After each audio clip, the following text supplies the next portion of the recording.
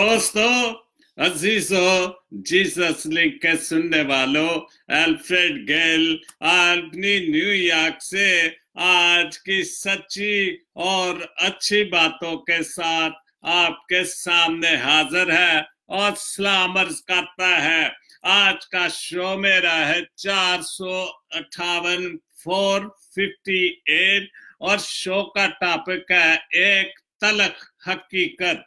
Show का topic है एक तलख हकीकत। और सबसे पहले जो तलावते कलामे पाक आज खुदा ने जो हवाला खूबसूरत दिया वो ज़बूर 113 और उसकी 3 से 5 आयत तक पढ़ूंगा।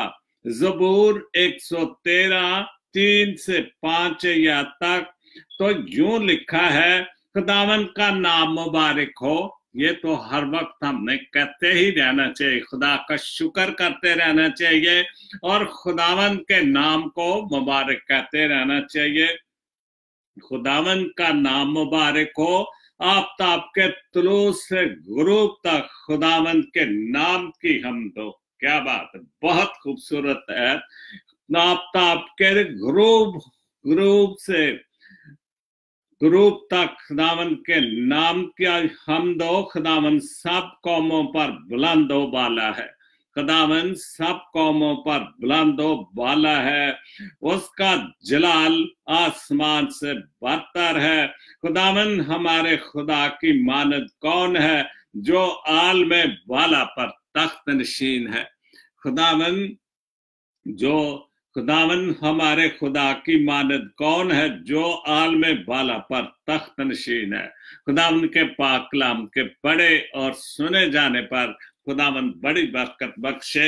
आमीन। तो आज का शो तो जैसे मैं पहले बता चुका हूं कि शो 458 और शो का टॉपिक है एक तलख हकीकत। और शो से पहले एक छोटी सी दुआ करनी है। खास तौर पर आज मेरे एक नए फ्रेंड बने जैक साहब, और वो हैं कराची से। तो उन्होंने मुझे रिक्वेस्ट की कि हमारे लिए दुआ करें क्योंकि उनके घर का मसला है। और पाकिस्तान में तो ये आम सी बात है, और ये वे भी वाकई में अगर ये कहूँ कि ये तलख हकीकत है कि यहाँ पर वहां पर जायदादों पर कब्जा करना, और ये तो एक मामूल सी बात है। और खास तौर पर हम जो क्रिश्चियन मसीही लोग उनको परेशान करना। तो उन्होंने कहा है कि हमारे कोई मकान का मसला है, जो उनके दादे पर दादे से मकान है, काफी पुराना मकान, जब से वो उसमें रह रहे हैं। तो कोर्ट में किसी ने केस किया हुआ है। तो उन्होंने दुआ का बोला कि खुदा बाप जी दुआ करे, खुदा बाप से दुआ करे कि हमारा ये जो केस हमारे हक में हो जाए। तो खुदा बाप जी दुआ करता हूँ जैक्स के लिए, उनकी फैमिली के लिए, उनका जो भी मसला है तो खुदा यीशु मसीह के वसीले से उनके हक में फैसला करते ताकि जो उनकी परेशानी है खुदा बाप जी को उनकी परेशानी दूर कर, और वो बिल्कुल अमन और सलामती से, जो कि उनका बहुत पुराना घर है, जो खानदानी घर है, तो उसमें अमन और सलामती से रहें। ये मांगता हूं तेरे प्यारे बेटे खुदा यीशु मसीह के वसीले से, आमीन। तो शो होने से पहले एक बहुत खूबसूरत पोस्ट राबिया ईवान की, और ये बिल्कुल ये तल्ख हकीकत है। जो पोस्ट ये लिखी गई, निजात आसानी से नहीं मिलती, बिल्कुल निजात आसानी से नहीं मिलती। पहले ईमान, फिर तौबा, फिर इमाल, फिर यीशु मसीह की पहचान। निजात के लिए ये जरूरी चीजें हैं, और ये तल्ख हकीकत है कि जब तक हम ये चीजें नहीं करते हमें निजात नहीं मिलती। निजात आसानी से नहीं मिलती। पहले ईमान, फिर तौबा, फिर ईमान। पहले हमें अपने ईमान को बहुत मजबूत करना है और पुख्ता करना है अपने खुदा यीशु मसीह पर, खुदा के बेटे पर, जो कुछ भी पैदाइश से लेकर तब तक भी वो उस दुनिया में रहा, वो ईमान से हमें, और जाने के बाद भी हमने इस ईमान को मजबूत रखना है कि वो इस दुनिया में है। हमारे लिए उसने जान दी, जान की कुर्बानी देकर मुर्दों में से जी उठकर आसमान पर चला गया और बाप के दाहिने हाथ बैठा है। ये ईमान की मजबूती है। फिर तौबा भी करनी लाजमी, फिर अपने ईमान को दुरुस्त करना बहुत जरूरी है। यस्सु की पहचान तो लाजमी, जब तक हम यस्सु को नहीं पहचानते तो हमारा ईमान ही मजबूत नहीं। फिर उम्मीद में पुख्तगी, बहुत ज्यादा पुख्तगी, फिर यस्सु का इंतजार, उसके बाद जाकर निजात मिलती। बहुत खूबसूरत रब अवान की जो टाइमलाइन से पोस्ट मिली है, अक्सर उनकी पोस्ट बहुत अच्छी है। तो सबसे पहले 2-3 शेर पढ़ूंगा यूनस फ्रांसिस सोत्रा साहब यूके से। तो उन्होंने इस नाम से लिखा है कि तल्ख हकीकत, एक तल्ख हकीकत। और यही यहां से मैंने अपने शो का टॉपिक लिया कि एक जिंदगी एक तल्ख हकीकत है। बहुत सारी तल्ख हकीकतें हैं जो जिंदगी में शामिल है। तो वो लिखते हैं कि जिंदगी का भरोसा ही क्या है, और ये बिल्कुल तल्ख हकीकत है कि जिंदगी का क्या भरोसा है। जिंदगी तो एक घास की मानद है या एक सांस है, जो आए ना आए, तो जिंदगी तो बस ऐसे ही है, उसका भरोसा तो नहीं। क्योंकि भरोसा अगर हमारा पक्का, जिसने हमें जिंदगी दी, हमारा भरोसा उस पर पक्का हो, तो फिर जिंदगी से हमें घबराने की जरूरत नहीं, क्योंकि जिसने जिंदगी दी है, जिंदगी उसके हाथ में है। जिंदगी का भरोसा ही क्या है, जब भी चाहे खफा हो जाती है, और ये इसमें कोई शक नहीं। जब भी वक्त आ जाता है, जो जिंदगी तो खफा होना, क्योंकि ये जिंदगी एक हकीकत है, तल्ख हकीकत है कि जो जिंदों की जमीन पर खुदा ने जिंदगी दी, और उस जिंदगी को, क्योंकि ये जो सफर है, ये जिंदगी का सफर, इस दुनिया में जो हमारा सफर है, जितने साल भी है, वो आरसी है। और बस जिंदगी को वापस उसी जगह पे जाना है जहां से जिंदगी खुदा ने हमें दी। जब चाहे खफा हो जाती है, और जब वक्त आ जाता है, तो यूनस साहब ने तो उसको लिखा है कि जब चाहे, लेकिन वक्त आने पर जिंदगी को खत्म होना है। और ये एक तल्ख हकीकत है। एक हिचकी में देखा है अक्सर, एक हिचकी में देखा है अक्सर, रूह तन से जुदा हो जाती है। और एक वाकई हिचकी है, क्योंकि जब अक्सर होता है कि एक हिचकी आई, सांस खत्म, जिंदगी खत्म। और यही उन्होंने जो 2 शेर लिखे छोटे सी बहर में, बहुत अच्छा लिखा कि एक हिचकी है जिंदगी तो, और जब हिचकी आती है तो सांस निकल जाती है, तो जिंदगी खत्म हो जाती है। और यही उन्होंने कहा कि जिंदगी एक हिचकी में देखा अक्सर, रूह तन से जुदा हो जाती है। क्योंकि जब आदमी जाता है, हिचकी आती है, तो फिर वो हिचकी आखिरी हिचकी, उसकी जिंदगी का आखिरी दम होता है, जो निकल जाता है। और फिर जिंदगी जहां से आई थी, जिंदगी वहां वापस चली जाती है। और ये एक तल्ख हकीकत है। उसके बाद एक और शेर है यूनस फ्रांसिस साहब का, मेरा सहरा में भी तो फूल खिलते हैं, सहरा में भी तो फूल खिलते हैं, होते हैं मौजे यहाँ अब भी। बिल्कुल, जंगलों में जहां भी हैं फूल खिलते हैं। जब भी मौसम आता है, बहार आती है, खूबसूरत फूल तो हर जगह पे खिलते हैं।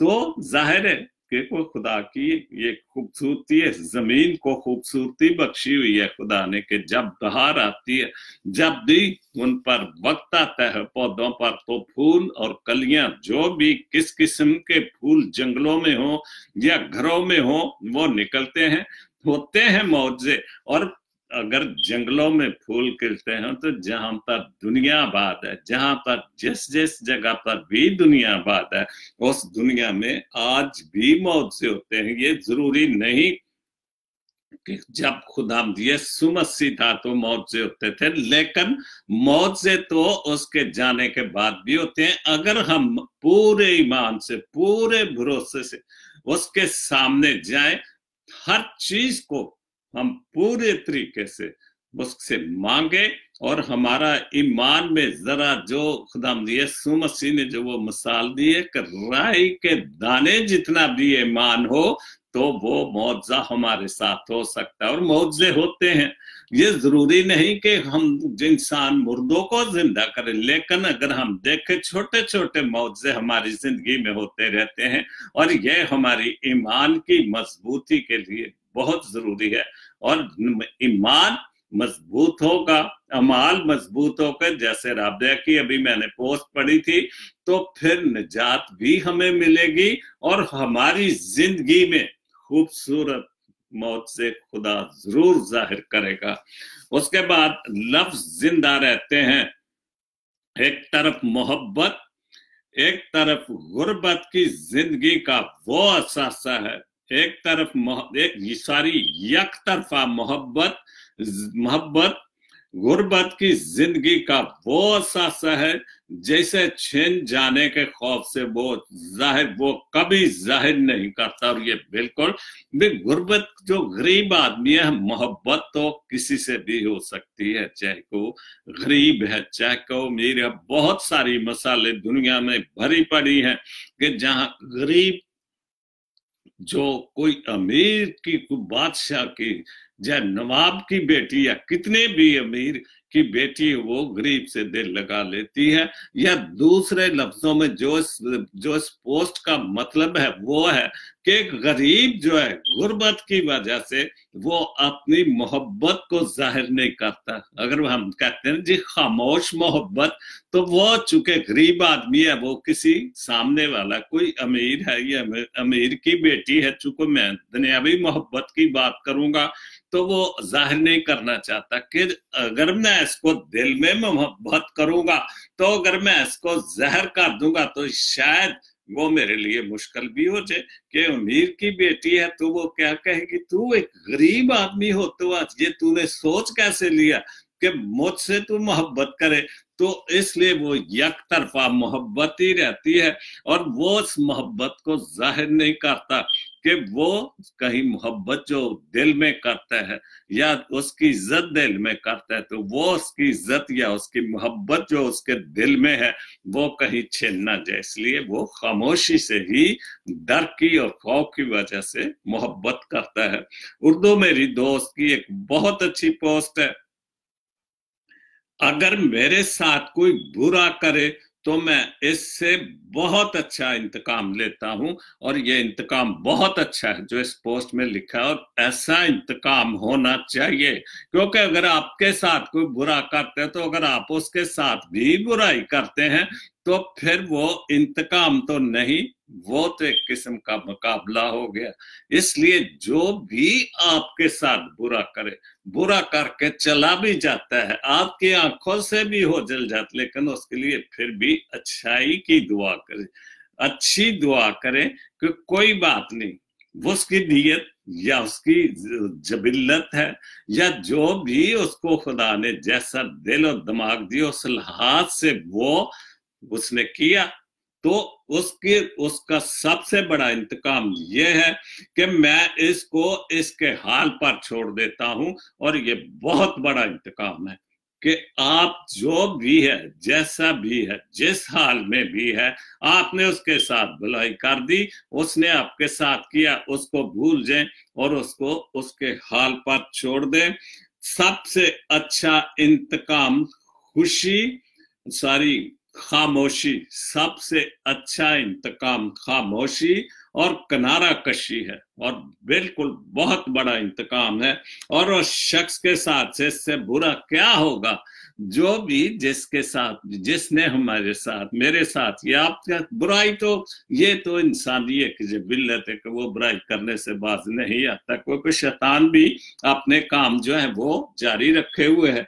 तो इसलिए उस शख्स के साथ इससे बुरा और क्या होगा कि उसने मुझे खो दिया या आपको खो दिया, या जिसने उससे इतनी अच्छी भलाई की उसने उसे खो दिया। और ये बहुत बड़ा इंतकाम है, खामोशी बहुत बड़ा इंतकाम है, दुआ भी उसके लिए करना बहुत बड़ा इंतकाम है कि मैंने इसके साथ क्या सोचा या इसने मेरे साथ क्या किया और मैंने इसके साथ क्या किया। तो दुआ जो है वो जरूर करें उसके लिए कि हो सकता है कि मेरी दुआ या आपकी दुआ उस बंदे के हालात बदल दे और वो जो झूठ और फरेब या इधर उधर की जो बातें होती हैं, झूठ की, मुनाफकत की, उनसे बाज आ जाए। तो यही बड़ी एक तब्दीली होगी और एक बहुत बड़ी नेक और बहुत बड़ा नेक अमाल होगा। बहुत खूबसूरत पोस्ट। उसके बाद उर्दू गजल, दुआएं करवाई नहीं जाती, और बिल्कुल ठीक बात है, दुआएं करवाई नहीं जाती, दुआएं ली जाती हैं। वो कैसे? इसलिए कि अगर दुआएं तो हम अक्सर कहते हैं जी मेरे लिए दुआ करें, लेकिन मैं इसका जवाब ये देता हूं कि जो मैं या आप अपने लिए दुआ कर सकते हैं, खुदा के सामने हम अपने आप के लिए झुक सकते हैं, उससे बड़ी दुआ। क्योंकि दूसरे ने तो दुआ तो करनी है, लेकिन एक फर्ज पूरा कर देना, लेकिन जो मैं या आप दिल से दुआ करें, वो मेरी दुआ जो है दिल से निकलेगी, और वो अगर हकीकत में दुआ होगी, ये नहीं कि वक्ती तौर पर दुआ सिर्फ कि शायद इस दुआ से मेरा काम सीधा हो जाए, और उसके बाद जैसे इंसानी तौर पर हम कहते तू कौन मैं कौन, लेकिन खुदा के साथ तो हम ऐसा नहीं कर सकते। तो उस वक्त जो दुआ है, जल्दी इंसान को इस हकीकत को समझ इतनी जल्दी ही उसकी दुआ दुनिया और आखिरत समझ जाती है। और जब इंसान को वाकई हकीकत में दुआ का पता चल जाता है, तो फिर वो उसकी जो हकीकत है, तलख हकीकत है मेरा जो आज का टॉपिक है, और जो हकीकत में उसको समझ आ जाती है, और इतनी जल्दी कि उसकी दुनिया और आखिरत संवरने लगती है। और दुआ बिल्कुल करवाई भी ठीक है, इसमें भी कोई बुराई नहीं कि हम किसी को कहते हैं कोई खादम है या कोई भी जो अच्छा दुआ करता है, जिस पर आपको भरोसा है कि ये इसकी दुआ में बहन भाइयों से, माँ बाप से दुआ करवाई जाती है, अपने खादमों से कहते हैं कि दुआ करें, कोई बुरी बात नहीं। लेकिन जो हम खुद दुआ करें, एक तो हमें दुआ करनी आ जाएगी, खुदा के सामने जाने का तरीका आ जाएगा, खुदा के सामने हमें अपने जो गुफ्तगू करने का, उसके सामने बोलने का तरीका भी आ जाएगा, और जुर्रत भी हो जाएगी, और हमारा ईमान भी मजबूत होगा कि खुदा हमारे दुआओं को सुनता और कबूल करता है।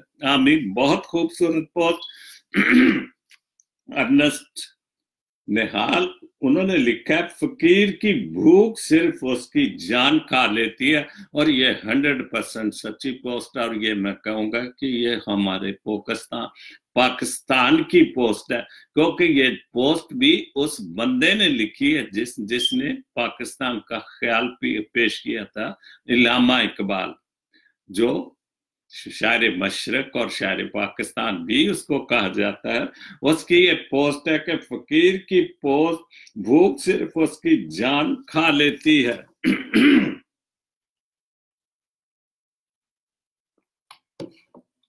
सॉरी। जबकि सुल्तान की भूख मुल्क को, मिल्लत को खा लेती। सुल्तान, बादशाह, हुक्मरान, सदर, वजीर आजम, वुजरा, जो भी ये काम करते हैं उनको सुल्तान कहा गया है कि जो बरसर इख्तिदार होते हैं, वो गरीब की भूख तो जो है वो तो सिर्फ उसकी जान खा लेते, उसको परेशानी, उसके भूखे बच्चे रहेंगे या जो भी उस पर जिम्मेदारी। लेकिन जो सुल्तान है वो सारा मुल्क को, मिल्लत भी खा जाए तो उसकी भूख खत्म नहीं होती, उसका पेट नहीं भरता, उसकी आंखें नहीं भरती, उसकी तिजोरियां नहीं भरती, इसलिए वो मुल्क और मिल्लत को खा जाता, पूरी मुल्क। और ये मिसाल हमारे ऊपर, हमारे मुल्क पाकिस्तान पर, प्यारे पाकिस्तान पर बिल्कुल बहुत अच्छी। और यही इसी वजह से ये इल्लामा इकबाल ने ये पोस्ट लिखी, क्योंकि उसने ये सारा माहौल देखा और फिर उसने लिखी। और उसके इल्लामा इकबाल की जो पोस्ट उस वक्त की लिखी हुई आज वो मुल्क पाकिस्तान पर पूरी हो रही है। बहुत खूबसूरत। आमिर बशीर उन्होंने लिखा है, जिस्मानी अमराज नजर आते हैं, जिस्मानी अमराज जो भी मर्ज हैं, जो भी तकलीफें हैं वो नजर आते हैं, लेकिन जहनी अमराज की तारीफ और तशखीस काफी मुश्किल है। कि जो जहन के मरीज होते हैं उनकी जो तफसीर या उनकी कोई बात करना, या अब बुखार है, नजला है, जुकाम है, वो तो डॉक्टर आपकी नब्ज पकड़ के भी बता देता है, यार आपको बुखार है, आपको जुकाम है, आपको खांसी है, या आपको फिर वो आपका ब्लड टेस्ट करता है, एक्सरे करता है, दिमाग की जो दिमाग में तो वो तो तशखीस हो जाती है। लेकिन जो जहन में जो ज़हनी मरीज की तारीफ है उसकी कोई तशखीस नहीं कर सकता, क्योंकि उसको क्या ज़हनी बीमारी है, क्या परेशानी है, घरेलू परेशानी है, बच्चों की परेशानी है, या खुदा से दूर है। और ये भी ठीक है कि वो अगर वो ज़हनी परेशानी उसको है तो वो खुदा के सामने जाए, खुदा के बेटे के सामने जाए, और जो भी उसको परेशानी वो उसके सामने रखे। और ये तल्ख हकीकत है कि खुदा दुआओं को सुनता है और खुदा दुआओं का जवाब देता है, इसमें कोई शक व शुबे वाली बात ही नहीं है। लेकिन अगर हम दुआ करें तो फिर अपने दिलों को, अपने ज़हनों को बिल्कुल साफ करें तो दुआएं खुदा सुनता है। उसका काम ही क्या है, वो तो ना सोता है ना ऊँगता है। जो पिछले हफ्ते मैंने एक हवाला पढ़ा था कि खुदावंद की 7 आंखें हैं जो कुल आलम पर घूमती हैं, तो उसकी तो 7 आंखें हर तरफ घूमती हैं, तो वो तो खुद देख रहा है कि कौन सच्चे दिल से कौन झूठे दिल से, या कौन किसी को फरेब दे रहा है, या फरेब की बातें कर रहा है, मुनाफकत की बातें कर रहा है, वो तो देख रहा है और उसके सामने तो हर चीज है। तो हमें अपने ज़हनी जो भी कोफ्त है, जो भी परेशानी खुदा के सामने रखने चाहिए। और ये तल्ख हकीकत है कि खुदा दुआओं को सुनता है। उसके बाद उर्दू सफा की एक पोस्ट, हाँ, उर्दू सफा की 2 पोस्टें हैं। वक्त के समझाने का तरीका सख्त होता है, वक्त के समझाने का तरीका सख्त होता है, मगर उसकी समझाई बात सारी उम्र के लिए समझ में आ जाती है। ये बिल्कुल ठीक बात है कि मेरे ऊपर या आपके ऊपर या सब हर इंसान के, जो भी इंसान है जिसको खुदा ने अक्ल दिनाई दी हुई है, अगर वक्त उसको अच्छी तलकीन करता है या अच्छे तरफ जाने की तलकीन करता है, तो अगर उस वक्त को वो संभाल लेता है तो फिर सारी उम्र वो वक्त की बात समझाई हुई फिर सारी उम्र के लिए उसको समझ आ जाती, वक्त की कदर समझ आ जाती कि वक्त क्या है। और वक्त हम बहुत सारा ज़ाया कर देते हैं, बहुत सारी बातों में जो हमें माँ बाप समझाते हैं, जो हमारे असातिज़ा कराम स्कूलों में हमें सबक देते हैं, या हमारे खादमीन दीन सबक देते हैं, और बहुत सारी चीजों में हम वक्त ज़ाया करते हैं। सुनते जरूर हैं, लेकिन सुन के एक कान से सुना, दूसरे कान से। लेकिन अगर हम वक्त की कदर करें और वक्त की बात को समझे तो फिर सारी उम्र, जब तक भी हम जिंदों की जमीन पर जिंदा है, हमने समझ आ जाएगी कि वक्त क्या बात है, और वक्त ने जो हमें बात समझाई वो सारी उम्र के लिए समझ आ जाती। बहुत अच्छी पोस्ट। फिर उर्दू सफा की एक और पोस्ट है, इंसान के लालच का प्याला कभी नहीं भरता। ये 100% सच्ची बात है, ये तो सब जानते हैं, इसमें कोई शक वाली कि लालच की वजह से क्या कुछ नहीं इंसान कर जाता है। झूठ फरेब, जो कुछ भी दौलत इकट्ठी करने के लिए वो झूठ और फरेब कर सकता है वो करता है। तो इसलिए क्योंकि लालच कभी भी खत्म नहीं होता। हालांकि उसको पता है मुझे मरना है, और मैंने कोई वो जितनी मर्जी तिजोरियां भर ले, जितना मर्जी लालच, तमा, बेईमानी, मुनाफिक जो मर्जी कर ले, ये पता भी है मुझे और आपको, या जो ये काम करते हैं उनको भी पता है कि मैंने मरना है, मैंने जाना है। दौलत को अगर उसने अरबों रुपए भी कमाते, लेकिन उसके कब्र में एक पैनी भी नहीं जानी, कि एक पैनी, छोटा सा पैसा भी उसकी कब्र में नहीं जाना, वो सारा इधर ही रह जाना इस दुनिया। इस लेकिन फिर भी तमा और जो लालच है वो इंसान का नहीं मारता। तो इसलिए सब्र का प्याला कभी नहीं भरता, क्योंकि इसमें नाशुक्री के सुराख होते हैं, और ये बिल्कुल सच्ची बात है। कल भी मैंने एक पोस्ट बहुत अच्छी पढ़ी थी कि जिसमें नाशुक्री, हमारे सामने जो नाशुक्री की बात होती है, उस वजह से हमें बहुत सारी, हाँ ये बात थी शेख सादी की, परवीन शाकर के जो उसकी पोस्ट थी, परवीन शाकर ने लिखी कि शेख सादी से किसी ने पूछा कि क्या हाल है।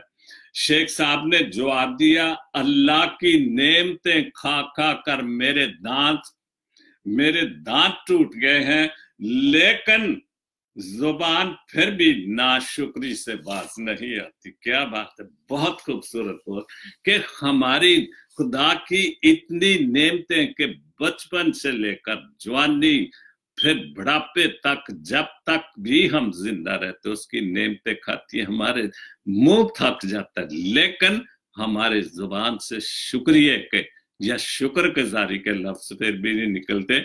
और यही है प्याला कि लालच का प्याला भरते जाएं, और चूंकि नाशुक्री के शराक होते हैं वो कभी नहीं भरता,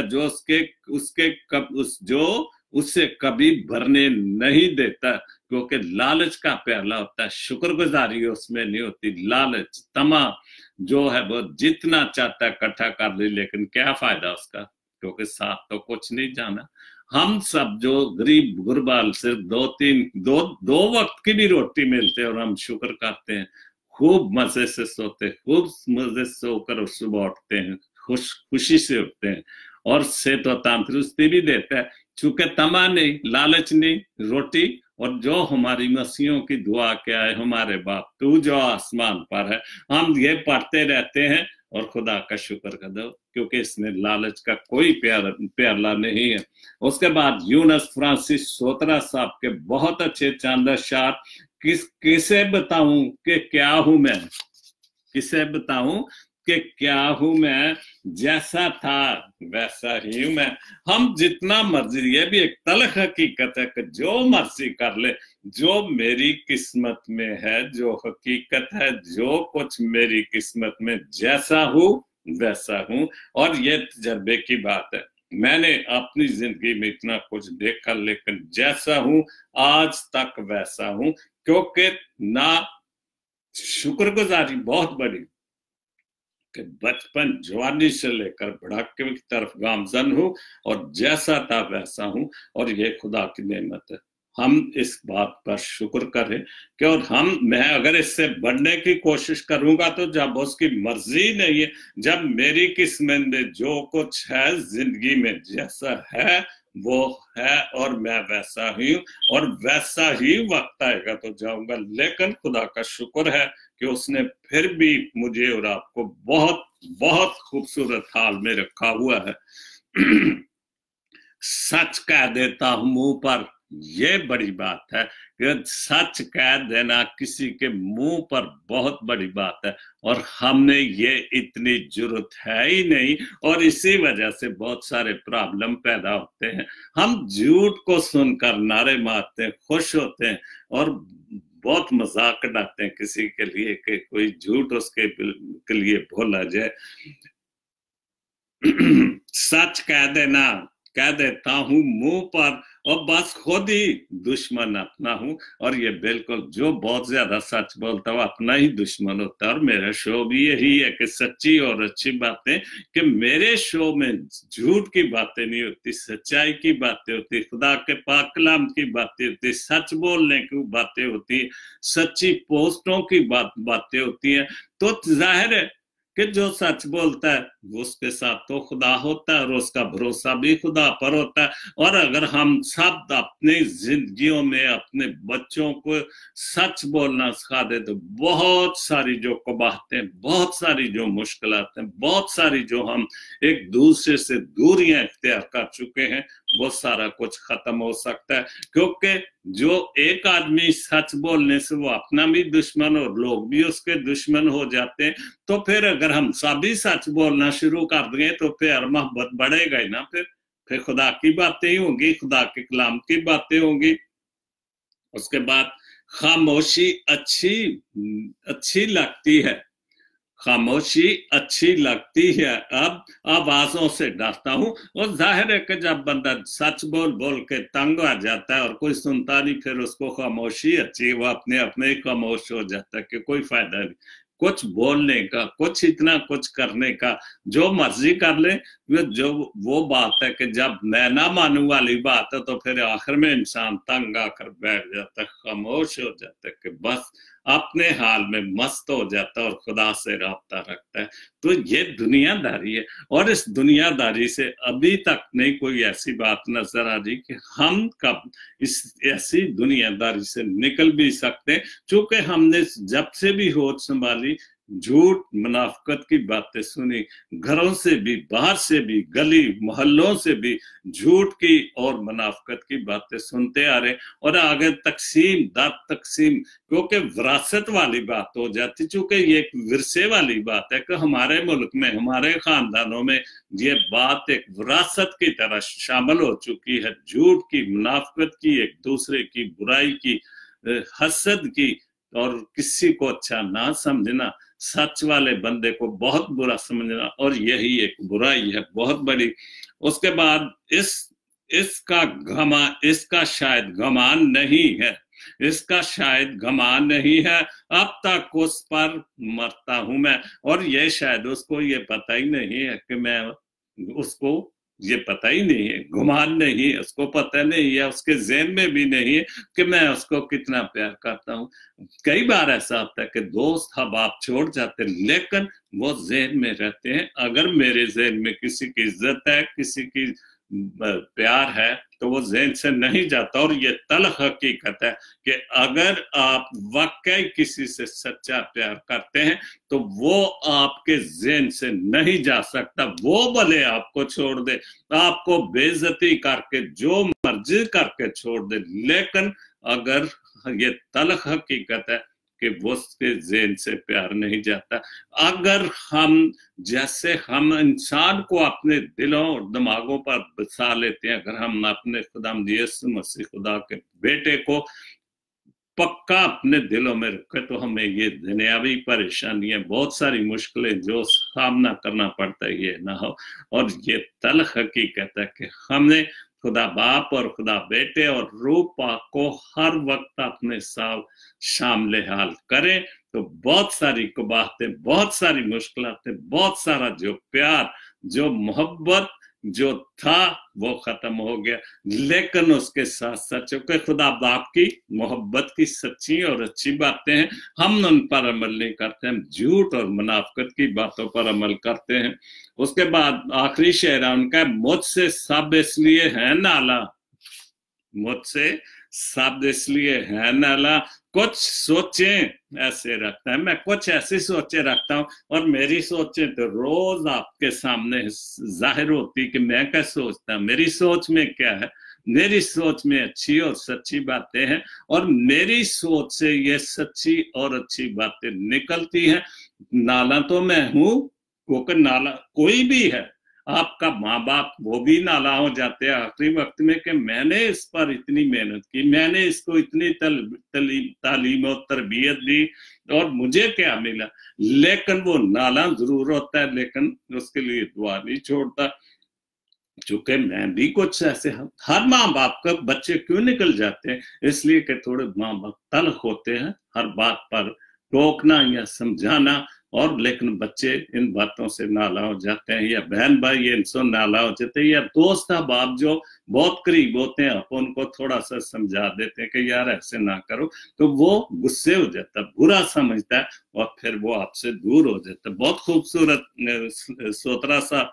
उसके बाद अहम आदमी की पोस्ट है, खामोश लहजों का ये मत समझो कि अंदर से खाली होते हैं, लेकिन अंदर से उनमें बहुत बहुत कूट कूट कर मोहब्बत भरी होते हैं, जो खामोश लहजे होते हैं। क्योंकि मैंने अभी एक पोस्ट पढ़ी थी इसी हवाले से, यकतरफा मोहब्बत गुर्बत की जिंदगी का वो एहसास है जिसे छीन जाने का खौफ से वो कभी जाहिर नहीं करता। और यही दूसरी पोस्ट भी कि खामोश लहजों को ये मत समझो कि वो अंदर से खाली होते हैं। इन लहजों में समंदरों से भी ज्यादा गहराई होती है, बस जब्त के आदी हो जाते हैं, जब्त के, खामोशी के, कि उनको सब्र की, बर्दाश्त करने की आदत हो जाती। कोई भी बुराई भी है, कोई झूठ है, कोई मुनाफिक, उनके सामने जो कुछ मर्जी हो जाए, वो अपने ज़हन में बहुत कुछ जो खामोशी, जब्त जो है, वो खामोशी के साथ हर चीज को बर्दाश्त करना शुरू कर देते हैं।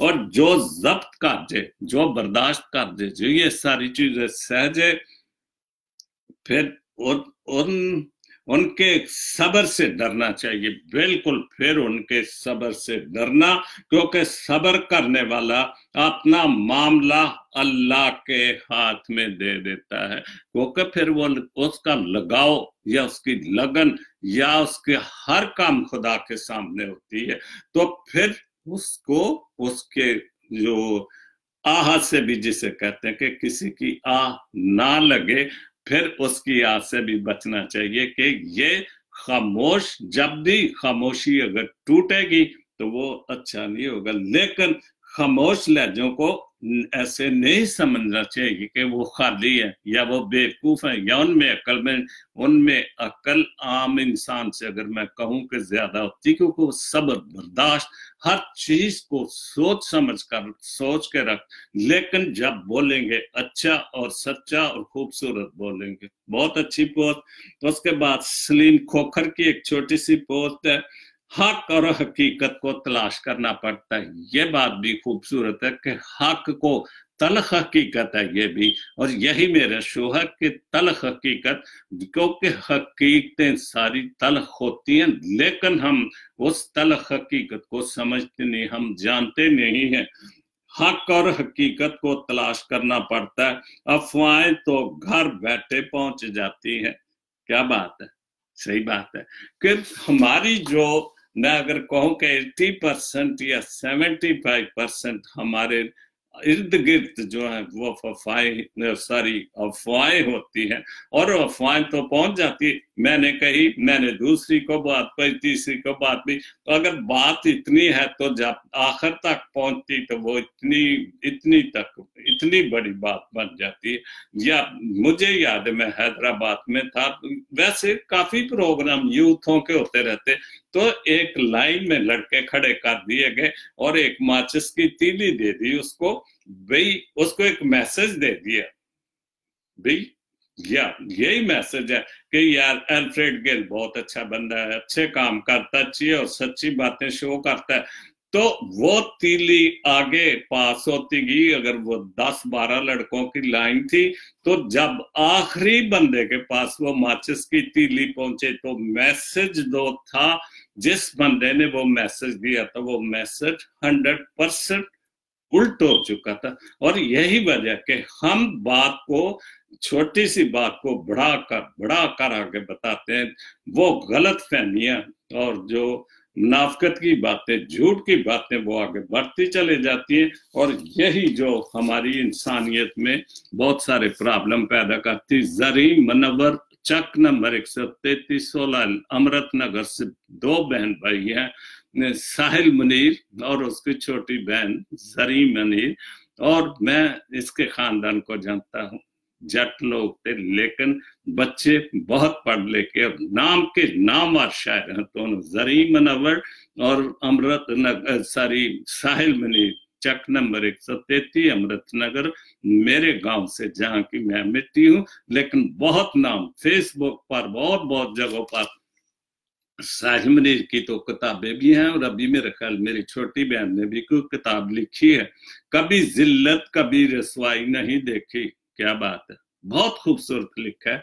कभी जिल्लत कभी रसवाई नहीं देखी, इश्क वालों ने पसपाई नहीं देखी।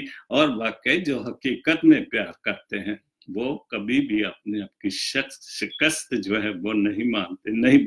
लेकिन अगर प्यार सच्चा है किसी भी हवाले से, अगर हम अपने खाल के हकीकी से प्यार करते तो उसमें तो हमें शिकस्त सोची भी नहीं जा सकती, पसपाई तो सोच भी नहीं सकते हम कि हमें शिकस्त होगी, क्योंकि उसके बरकत और फजल हमारा। अगर हम दुनियावी पे प्यार करते हैं, अगर हम सच्चाई से प्यार करते तो फिर भी हमें शिकस्त का सोचना ही चाहिए, क्योंकि हम दिल से दिमाग से बिल्कुल सच्ची और मोहब्बत करते हैं। और तल्ख हकीकत है कि अगर हम वाकई सच्ची मोहब्बत करते तो फिर हमें किसी किस्म की शिकस्त, किसी किस्म की भी पसपाई या कोई मसला नहीं होता। हुस्ने यूसुफ के किस्से सुनाने वाले, वो तो ज़ुलेखा का और यूसुफ का किस्सा जो बाइबल मुकद्दस में है वो हवाला दिया है। हुस्ने यूसुफ के किस्से सुनाने वाले, तूने चाहत पे मुझे ज़ुलेखाई नहीं देखी, ज़ुलेखा से ज़ुलेखाई नहीं देती, कि हमने तो यूसुफ और ज़ुलेखा के बहुत किस्से सुनाते हैं। और वाकई वो खुदा की खूबसूरत, एक बहुत खूबसूरत इंसान था, और उसका बाप याकूब भी उसको बहुत प्यार करता था। और जब वो उससे जुदा हो गया, ये तो बाइबल की बात है कि वो नाबीना हो गया था, क्योंकि उसकी जुदाई में वो खूबसूरत बेटा था, उसका प्यार करने वाला बेटा था। और वैसे हम किस्से तो सुनाते हैं, लेकिन अगर वाकई कि वो सच्चा भी था, उसने ज़ुलेखा को उस जो बेवकूफी या उसके ज़हन में प्यार था झटक दिया, और उसने क्या कुछ बर्दाश्त किया, लेकिन खुदा ने उसको बरकत दी। तो हम ऐसे किस्से तो सुनाते, लेकिन उस जैसा प्यार मोहब्बत ऐसे को हो सकता है? बहुत मुश्किल बात है। उसने चेहरे पे कसीदे तो बहुत लिखे हैं, उसने चेहरे पे कसीदे तो बहुत लिखे हैं, लेकिन दिल में लेकिन इस दिल पे जमी काई का पता क्या? आप पानी पे देखते हैं कि कोई चीज पड़ी रहे उसके अंदर, तो वो हरी हरी सी चीज, वो उसको काई कहते हैं। वो उस पे दिल जमी, वो काई की तरह उस पे दिल पे जम गई है। लेकिन इस दिल पे जमी काई नहीं देखी कि मेरा प्यार इतना है कि तुमने मेरे प्यार में इतना कुछ हो चुका है कि तेरा प्यार उस काई की तरह जो मेरे दिल पर वो जम चुका है। और वो काई जब जम जाती थी इतनी जल्दी से नहीं उतरती। आप देखे कई बार एक बर्तन भी पड़ा रहे, गंदगी उसमें पड़ती है, वो उस पर ग्रीन सी या एक चीज जम जाती है, उसको काई कहते हैं। मिलके बांटा था सासा जो भी भाइयों ने। बहुत खूबसूरत बात, हर चीज इस गजल में लिखती है, दुनियावी प्यार, माँ बाप का प्यार, जो सब चीज इस गजल में उसने जरी ने लिख दी है। मिल के बांटा था सासा जो भी भाइयों ने, साथ खेली थी जो माँ वो जाती नहीं देखी। और ये अक्सर होता है कि जो माँ बाप का सासा है, जब बच्चे शादीशुदा हो जाते, 3-4 या जायदाद कितनी भी है, जमीन है या हाथा है या कितने भी है, चाहे एक मरला भी है, हम बात में कोशिश करते कि मेरा हिस्सा मिल जाए, लेकिन माँ किसी के हिस्से में नहीं आती। कोई नहीं कहता कि मेरी माँ है, मेरी माँ है, उसका कोई हिस्सा नहीं बांटता। और यही लिखा है के साथ खेली थी, बच्चों के साथ जो खेली थी, जिसने बच्चों को खिलाया था, अपना तन मन, अपना दूध, अपना खून पिलाया था। जब बच्चा पेट में होता तो माँ का खून ही पीता है, उसके बाद जब बाहर आता है फिर दूध पीता है। तो उस माँ के जिसने खून और दूध पिलाया था, जो साथ खेली बच्चों के साथ, तो उसको किसी ने जाते नहीं देखा, उसका हिस्सा किसी ने नहीं बांटा। बहुत खूब बहन, छोटी मेरी बहन, तुमने बहुत अच्छा लिखा है। तो उसके बाद अपनी औलाद को फाकों से बचाने के लिए, अपनी औलाद को फाकों से बचाने के लिए डांट सुनते हुए एक पाई नहीं देखी। और वाकई के अपने डांट, जो बच्चे होते हैं, पाई छोटा पैसा जो पाकिस्तान में पैसे के नाम से, तो मेरे ख्याल पैसा खत्म ही हो गया। जो मैंने तो मोरी वाला पैसा, फिर वो जो टेडी पैसा है था, पैसा तो मेरे ख्याल रुपया भी खत्म हो गया। अब तो 10-20 से पहले कुछ नीचे बात ही को नहीं, वो कि 100 से नीचे तो मेरे ख्याल पाकिस्तान में अब बात पैसे पूसे वाली तो बात खत्म।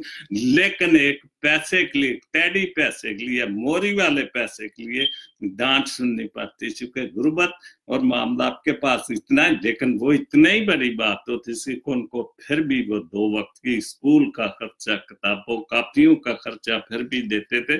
बहरहाल मैं तो इस हवाले से लेकर, उसने कैसे लिखा, तुमने चाहत को जुआ